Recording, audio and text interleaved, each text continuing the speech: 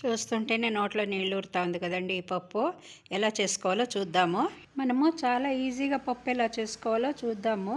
దానికని ఓ కప్పు కందిపప్పు తీసుకున్నాను, ఓ కప్పు అంతా పెసరపప్పు తీసుకున్నాను. వీటి రెండింటిని బాగా కడుక్కొని తర్వాత దీన్ని కుక్కర్లో ఉడికించుకుందామండి. Welcome to అనుజానాగండి. చూడండి, దీన్ని ఇప్పుడు నేను కడుగుతున్నాను.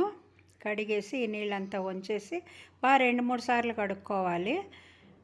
కడిగేసి ఇప్పుడు పైన నీళ్లు వేశాను. ఇప్పుడు కడిగి ఉంచుకున్న ఈ పాలకూరను ఆల్రెడీ కడిగి తరుక్కున్నానండి. కాసేపు అయింది కట్ చేసి, అందుకని నేను కొద్దిగా నీళ్ళలోకి వేసి ఉంచాను, దీన్ని ఫ్రెష్గా ఉంటుందని. ఇప్పుడు ఇదంతా తీసి నేను ఈ కుక్కర్లోకే పప్పుతో పాటు వేసేసి ఉడికించుకుంటానండి. దీంట్లో ఒక టిప్పు చెప్తానండి మీకు, మెయిన్గా మీకు యూస్ఫుల్ టిప్పు.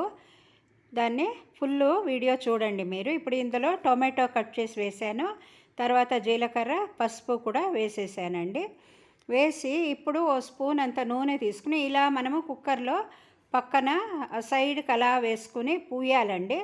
మనం స్పూన్తో పూయలేకపోయినామంటే చేత్తో కూడా ఇలా పూసేసుకోవచ్చండి. చూడండి, నేను చేత్తో పూస్తున్నాను కదా, అలాగా చుట్టూరా క్లీన్గా పూసేసుకోవాలి.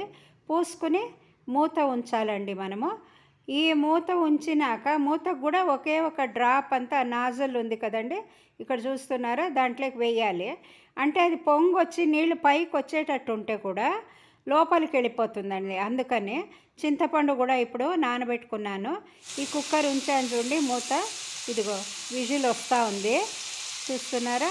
ఎక్కువ నీళ్ళు రాలేదు చూడండి బయటకి ఏమీనూను. 2 విజిల్కి ఉంచాను కదా నేను, అయినా ఎక్కువ రాలేదు. ఇప్పుడు ఏం చేసా, పోపు వేసానండి. పచ్చిమిర్చి, జీలకర్ర, చూస్తున్నారా, ఇది అంత నీళ్ళు వచ్చిందండి, ఎక్కువ రాలేదు. జీలకర్ర, పచ్చిమిర్చి, తర్వాత ఇదండి ఆవాలు అన్నీ వేసి ఇంగు వేసి నేను పోపు పెట్టాను. ఈ పోపు పెట్టిన దాంట్లోకి చింతపండు జ్యూస్ కూడా వేసేసాను. ఈ కుక్కర్ తీసాను కదా, ఇప్పుడు ఈ కుక్కర్ తీసిన దాన్ని ఇలా మనము గరిటెతో పాముకుంటేనే మెత్తబడిపోతుంది, బాగా అయిపోతుందండి. కట్ చేసి ఉంటాం ఆకు కాబట్టి. ఇప్పుడు దీన్ని మనము ఆ పోపు వేసినాం కదండి, ఆ పోపు వేసిన దాంట్లోకి వేసేద్దాము.